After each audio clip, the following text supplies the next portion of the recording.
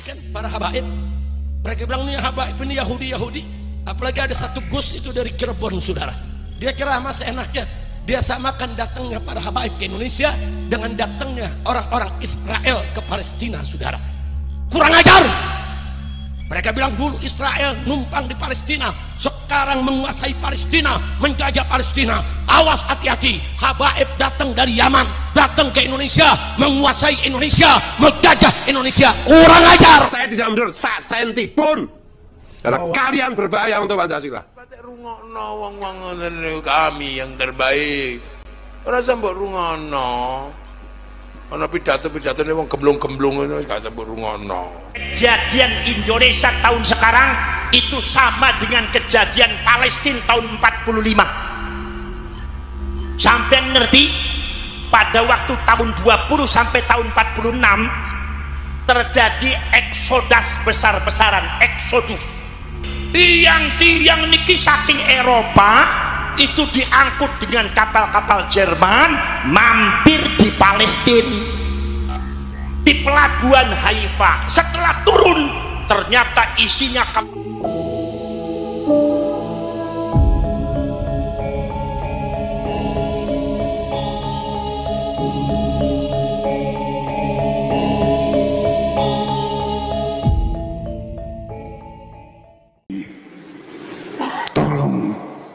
sampaikan himbauan saya ini, teriakkan di anak istri Anda, teriakkan di keluarga Anda, di majelis-majelis Anda, di masjid-masjid Anda, bahwa anak cucu Nabi Muhammad sedang diberi ujian oleh Allah Subhanahu wa Ta'ala. Ujian yang luar biasa, bukan menusuk badan tetapi menusuk perasaan. Satu cucu Nabi disakiti, satu ya akhi, satu saja cucu Nabi disakiti, yang menangis Nabi besar Muhammad sallallahu alaihi wasallam, yang menangis Sayyidatuna Fatimah Az-Zahra, yang menangis Sayyidah Khadijah Al-Kubra, apalagi ini jami'ul habaib, jami'. Wala haula wala quwwata illa billah. Saya tidak pernah terfikir di kepala saya akan terjadi hal ini.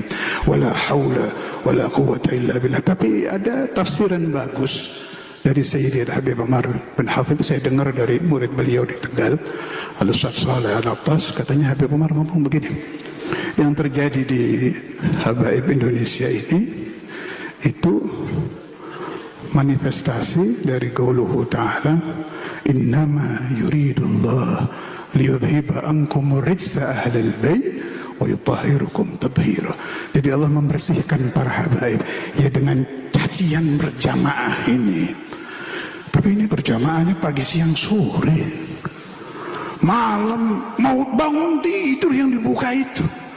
Ya Allah, kalau nanti zaman pencacian habaib ini habis, sudah habis, saya yakin, seyakin-yakinnya anak cucu Nabi Muhammad dimanapun mereka berada akan bangun dengan rohani yang bersih karena dicaci oleh dajajilatul ummah. Dengan adanya rambut itu bisa diperiksa gennya, DNA-nya bisa diperiksa. Bahkan itu juga bisa menjadi bukti bahwa setiap keturunan Nabi yang hidup pada hari ini pasti ada, yaitu unsur kesamaan DNA dengan DNA Nabi. Membuktikannya lewat rambut yang ditinggalkan oleh Nabi, saudara. Alhamdulillah. Jadi kalau Habib palsu ketahuan tuh kalau diperiksa. DNA Nabi kemana? Lakukan, ya, itu berbahaya untuk kebinekaan kita, untuk keindonesiaan kita. Itu yang menjadi konsennya. Konsen saya itu adalah konsen kebangsaan. Saya sudah berkali-kali sampaikan kalau soal Pancasila, Bhinneka Tunggal Ika, Undang-Undang Dasar, NKRI, ada yang ganggu, ada yang mau merusak secara halus, secara apa itu langsung atau tidak langsung, saya mendeteksi di situ ada bahaya, maka akan saya lawan dan saya tidak mundur 1 senti pun. Jadi diingat itu para habib, si Rijek, si Bahar, si Taufik Segaf, saya tidak mundur 1 senti pun. Karena kalian berbahaya untuk Pancasila. Kalian masih mau bikin khilafah, kalian mau bikin NKRI bersyariat, saya lawan sampai dimanapun.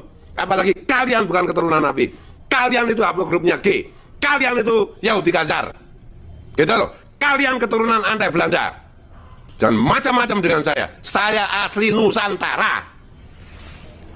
Negara ini didirikan oleh nenek moyang saya, oleh Nahdlatul Ulama, oleh Muhammadiyah, dan Muhammadiyah dan NU. Kalian obo-obo juga. Keraton-keraton yang menjadi asal-usul NKRI, kalian obo-obo juga. Saya lawan sampai dimanapun, sampai kapanpun. Ingat, catat itu. Udah ya, jangan macam-macam. Urusan nasab, urusan apologi bagi saya nggak penting. Urusan kebangsaan itu nomor satu. Karena hanya dengan cara kita menjaga negara ini, saya bisa menjaga agama saya. Siapa melawan Pancasila, hadapi saya. Siapa melawan Bhinneka Tunggal Ika, hadapi saya. Siapa merasa rasa lebih tinggi, hadapi saya. Maunya apa saya turuti. Makanya Habib-habib kok Yaman itu saja nih rene itu sinau. Lah kuali awak dhewe dikira awak dhewe sing dikongkon sinau. Lah apa sinau ning kono rusep kaya ngono. Sinau ning niki walik-walik, Kang. Makanya para Habib toko Yaman itu pewali seneng mrene, pengen belajar kenapa bisa rukun seperti ini. Sementara Yaman Utara, Yaman Selatan bedil-bedilan bendino. Sampeyan baca rungokno wong-wong ngoten kami yang terbaik. Ora sembok rungokno. Ana pidato-pidatone wong gemblung-gemblung ngono wis gak sembok rungokno. Karena apa? Mereka nggak pernah bisa memberikan contoh yang baik. Melu Habib Rizik FPI yang bendino gelut ae. Akhirnya sing payu namek golok tok. Pecel lele ra payu, ora payu. Ono neng Indonesia beda titik. Mari kita sok terapi tegangan tinggi. Iki Indonesia duwe hukum dol, duduk padang pasir. Wah, kita tapi sok terapi tegangan tinggi. Sing mbok kon gelut iku ya ora kowe dhewe, ya wong Jawa. Angger wong Jawa kon gelut kowe turu. Kita kasih sok terapan tinggi. Arep ngedu sapa? Krono madhab Syafi'i ini mengedepankan akurasi ilmu, validitas ilmu, ilmiah tenan, faktual tenan, termasuk sing tak omong neket wau. Lamun ana wong Papua ngaku duriyae Hamengkubuwana, dan niku dinalar biar rada angel to. Nggih. Kita bongsone beda, posturnya beda, wajahnya juga beda, sukunya juga beda, dites gen DNA gennya juga beda, terus ngaku duriyae Hamengkubuwana berarti angel. Lelek sing ngaku duriyae Hamengkubuwana wong Jogja, gen dilalah duwe omah lawas, umure omah iki wis 200 tahun. Warisan teko Mbah Warengi diurut-urut pancen enek bukti dia keturunan kesekian dari Mbah Hamengkubuwana. Podo Jogjone, podo sukune, podo karaktere lemah lembut, ada bukti fisik omah lawas. Dan ngono kuwi lamun aku rada percaya kuwi pancen keturunane Mbah Hamengkubuwana. Ini dipercaya rada penak to ngene. Halo. Nabi kuwi Mekah, sukune Quraisy, margane Al-Hashimi, Bani Hashim, dinaikkan ke atas keturunan Ismail Adnani, munggah malih keturunan Ibrahim, mewarisi karakter Hanifah Muslimah, jembar dodone, rangamuan rangesuan, apa? Toleransi ngoten halu. Nah, krana Nabi kuwi Mekah, Quraisy. Lek enek wong Jawa, wong Madura negarane beda, bangsane beda, karaktere yo beda, sukune yo beda, dites DNA yo ra padha karo wong Quraisy pada umumnya. Hablunya piyambake misalipun enek wong Madura Jawa ngaku kula niki Zuriyatur Rasul, dipercaya berada angel. Wong dari negara lain, dari suku lain, dari bangsa lain, dari postur yang beda ngaku duriyae wong Mekah iki rada angel. Lamun sing ngaku kuwi Said Maliki, Said Ahmad dan wong Mekah Al-Hashimi, margane dari keturunan Hashim. Dites DNA-ne, sukunya pancen darahnya darah Quraisy. Lho lamun ana wong Quraisy dhewe, Mekah dhewe, keturunan Bani Hashim dhewe, terus ngaku zuriyah Nabi, niku diterimoi rapate. Rapate angel to ngene. Halo. Tinggal pembuktian. Mereka Yahudi kan, para habaib. Mereka bilang ini habaib ini Yahudi. Apalagi ada satu Gus itu dari Cirebon, saudara. Dia ceramah seenaknya. Dia samakan datangnya para habaib ke Indonesia dengan datangnya orang-orang Israel ke Palestina, saudara. Kurang ajar. Mereka bilang dulu Israel numpang di Palestina, sekarang menguasai Palestina, menjajah Palestina. Awas, hati-hati, habaib datang dari Yaman, datang ke Indonesia, menguasai Indonesia, menjajah Indonesia. Kurang ajar. Yang bicara seorang Gus dari Cirebon, saudara. Kurang ajar. Sampai kudu ngerti, kejadian Indonesia tahun sekarang itu sama dengan kejadian Palestina tahun 45. Sampai ngerti, pada waktu tahun 20 sampai tahun 46 terjadi eksodus besar-besaran, eksodus. Tiang-tiang niki saking Eropa itu diangkut dengan kapal-kapal Jerman mampir di Palestina, di pelabuhan Haifa. Setelah turun, ternyata isinya kapal itu ratusan kapal. Ternyata kapal itu isinya adalah orang-orang yang lusuh, tampangannya lusuh, orangnya kurus-kurus. Ternyata mereka adalah bangsa Yahudi Askenazi, di mana yang di Eropanya diusir, di Jerman dibunuh oleh Hitler, yang lainnya nggak diterima. Masyarakat Eropa tidak menerima Yahudi Askenazi, suruh keluar dari bangsanya, suruh keluar dari negaranya.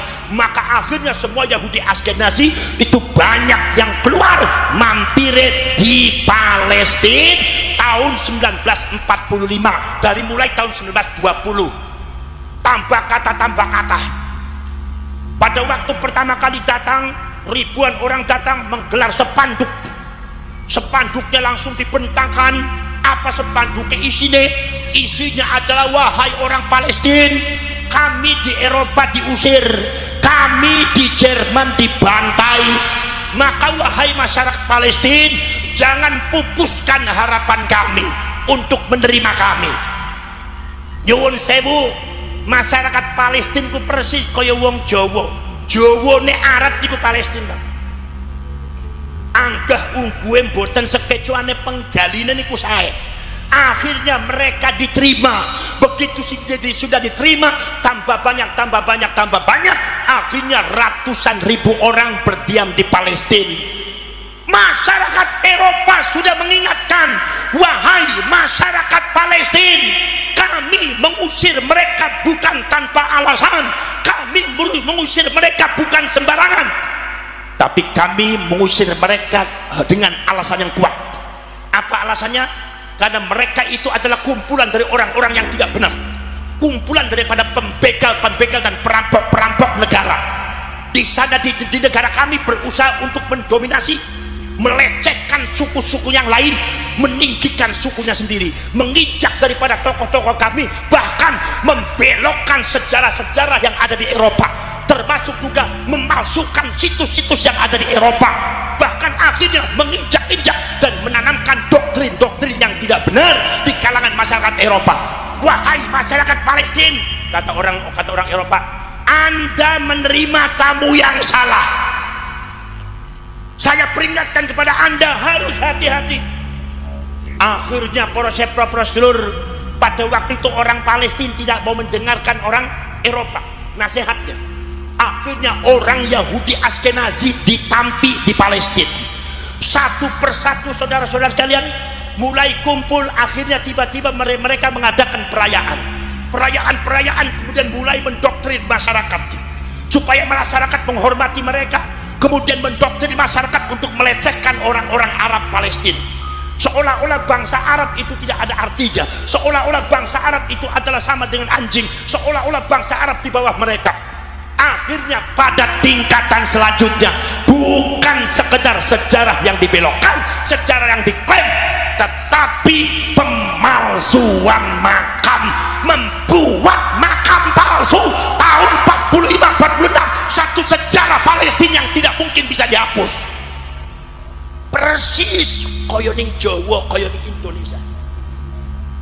Pemalsuan makamnya, pembelokan sejarahnya, framing bahwa mereka itu adalah seorang keluarga yang suci, tidak boleh disentuh dengan kesalahan. Saudara-saudara sekalian, akhirnya tiba-tiba mereka mengklaim daerah, bahwasanya daerah ini adalah daerahnya mbah kami, buktinya ada kuburannya. Daerah ini adalah daerah kami, buktinya ada kuburannya. Yang menciptakan daerah ini adalah daerah mbah kami, ini kuburannya ada. Ini bukan milik orang Arab Palestina, tapi milik keluarga kami. Akhirnya saudara-saudara sekalian, tambah lambat laun, mereka menyergap masyarakat Palestina. Mereka menguasai satu persatu tanahnya, persis koyoning Indonesia. Sekarang sudah mulai di framing Haul Demak, dimana yang dihauli adalah Habib. Haul Agung Solo, Ki Ageng Solo niku boten dihormati, boten dihauli, sing dihauli Habib. Haul Agung Kudus niku Sunan Kudus niku boten disebut Haul Agung, ni isian niku haul Habib. Wonten madi Haul Agung Malang. Sudah mulai diklaim satu persatu milik mereka, sehingga ada seorang Habib yang mengatakan bahwa Jawa adalah bintu Tarim, Jawa adalah anaknya Tarim. Bahkan ada satu isu yang beredar, itu nggak tahu benar atau tidak, tetapi kita harus hati-hati sebagai rakyat Indonesia. Apa? Mereka bergabung dengan HTI, ingin menguasai Indonesia atas nama khilafah Islamiyah, tetapi sebetulnya para habaib dan para ba'alwi yang mereka tuju bukan khilafah Islamiyah, tapi negara Indonesia Tarim. Yaitu negara Tarim Indonesia. Sampean siap berjuang untuk bangsa? Siap napa mboten? Tanah direbut nikono rela napa mboten? Ridho napa mboten? Jangan sampai anak cucu sampean bernasib sama dengan Palestina. Ini data real. Para serep, para sedulur sedaya, itu saudara-saudara sekalian. Maka dari itu para serep, para sedulur sedaya, akhirnya kemudian dalam rangka melumpuhkan masyarakat Palestina, melumpuhkan ekonomi politik dan pos-pos strategis yang ada di Palestina, maka orang Zionis, orang Yahudi Askenazi mencari seseorang yang agamanya Islam, yang pinter moco kitab, sing pinter Al-Quran, apal Quran, agamanya Islam tapi genetika bangsa Yahudi Askenazi. Carinya di mana? Nyarinya yo di Yaman, Hadramaut, sebab Hadramaut itu tempatnya orang Yahudi. Makanya zamannya Rasulullah, Hadramaut itu masih belum termasuk Yaman. Zamannya Rasulullah, Hadramaut dan Tarim, daerahnya Habib, itu masih belum termasuk Yaman. Hadramaut dengan Tarim dimasukkan ke Yaman itu abad ke-19. Jadi kalau Kanjeng Nabi donga, muga-muga Gusti Allah barokah Yaman, artinya bukan Hadramaut, karena zamannya Rasulullah Hadramaut dan Tarim bukan Yaman. Jadi Ki Habib aja dalil kayak gue, itu ora bener ya. Paham? Dihapusi terus ya. Mungkin apa bodoh? Para syarif, para sedulur sedaya bangun niku akhirnya diambillah orang yang namanya Syekh Fadil Abdullah. Syekh Fadil Abdullah itu orang Yaman, genetika Yahudi, apal Quran, wongnya pinter, alim, hatinya pinter, didatangkan oleh orang Zionis, agama Islam tapi fanatisme Zionisnya, fanatisme daripada Yahudinya lebih hebat daripada agamanya. Begitu didatangkan di Palestina, sedikit-sedikit itu namanya Syekh Fadil Abdullah mempengaruhi masyarakat, ngajar di masjid-masjid, ngajar tafsir, ngajar hadis, ngajar kitab-kitab. Begitu akhirnya muridnya tambah banyak sampai ribuan orang. Itu Syekh Fadil sampai disebut oleh orang-orang Palestina sebagai waliullah, kekasih Allah. Ketika melihat ke atas kelihatan ars dan kelihatan Lauh Mahfud, framing yang luar biasa sudah mulai dimainkan oleh orang Yahudi. Padahal dia itu Syekh Fadil Amtullah adalah mata-mata Zionis. Masya Allah, wirid zikirnya luar biasa, mengadakan istighosah untuk keselamatan Palestina luar biasa. Itu Syekh Fadil Amtullah, muridnya ribuan, muhibbinnya ribuan, hafal Quran sampai terakhir diangkat menjadi imam besar Masjidil Aqsa. Ngajinya di Masjidil Aqsa, muridnya ribuan, disebut waliullah. Orang Palestina nggak sadar kalau dia itu adalah mata-mata Zionis, mata-mata Yahudi Askenazi. Dan setelah generasi dan anak cucunya terjadi tragis seperti ini, orang yang paling bertanggung jawab dan orang yang paling berjasa di dalam menyengsarakan orang Palestina adalah Syekh Fadil Amtullah. Ini paling bahaya. Saudara-saudara sekalian, Syekh Fadil Amtullah menjadi mata-mata Yahudi Askenazi di Palestina lebih daripada 42 tahun tidak ketahuan. Dari tahun 46 sampai tahun 84. Begitu ada intrik dicurigai, di antaranya adalah para intelijen Mesir mencurigai. Begitu mencurigai, Syekh Fadil Amtullah langsung tutup semuanya, menutup diri. Dia langsung mengadakan pendekatan di kalangan militer, di kalangan kepolisian, sampai diangkat menjadi penasehat khusus militer dan kepolisian yang ada di Palestina dan ada di Mesir. Ini cerita mereka. Akhirnya mereka tidak tahu lagi siapa itu Syekh Fadil. Itu hebatnya Syekh Fadil Amtullah, bagaimana mengkamuflasekan dirinya sebagai pejuang. Di saat ceramah dia bicara Palestina, nasionalisme Palestina. Mari kita mujahidin fisabilillah, kita dukung, kita usir orang Yahudi. Mari kita bela, kita doakan kepada para mujahidin yang ada di Palestina supaya orang Yahudi diusir oleh Allah. Kalau bicara nasionalismenya setinggi langit, orang Palestina semua buta, dari barat sampai timur, dari utara sampai selatan, buta menganggap bahwasanya Syekh Fadil Amtullah adalah simbol daripada perjuangan rakyat Palestina. Ternyata beliau itu adalah orang yang paling berjasa menyengsarakan rakyat Palestina. Ya, melongo nih sampean itu melongo ngerti apa melongo keder sampean? Wong seragen melongo, gawe keder aku sing delok. Keder napa keder? Keder napa keder? Lapor sare prosedur. Allah Maha tahu. Allah Maha hebat. Wa makaru wa makarallah wallahu khairul makirin. Mereka bisa berbuat makar, makrul lail, telenge wengi, buang mengendap-endap, semua orang tidak tahu, tapi Gusti Allah Maha tahu. Allah buka semuanya, dan pada akhirnya tahun 88 ketahuan ternyata dia adalah mata-mata Yahudi Askenazi. Sejak tahun 46 dah ketahuan. Akhirnya begitu ketahuan, akhirnya dia dihukum gantung dan pakai ditembak mati oleh tentara Palestina. Tapi misinya Syekh Fadil Amtullah sudah selesai. Misinya Syekh Fadil Amtullah sudah berhasil. Dengan jasanya Syekh Fadil Amtullah, maka orang Yahudi Zionis mampu menguasai ekonomi Palestina, mampu menguasai politik Palestina, mampu menguasai militer dan kepolisian Palestina, mampu menguasai sosial Palestina. Akhirnya Palestina disergap, akhirnya dianggap Palestina itu adalah ujung-ujungnya Palestina adalah negara kami, daerah kami, tanah kami, bukan tanahnya orang Palestina. Sejak itu terjadi pengusiran masyarakat Palestina sampai detik ini, genosida orang Palestina sengsara mau dihabisi di Gaza. Siapa yang sempat? Saya tanya, apakah kalian mau Indonesia seperti itu? Jawab. Apakah kalian mau Indonesia seperti itu? Jawab. Mau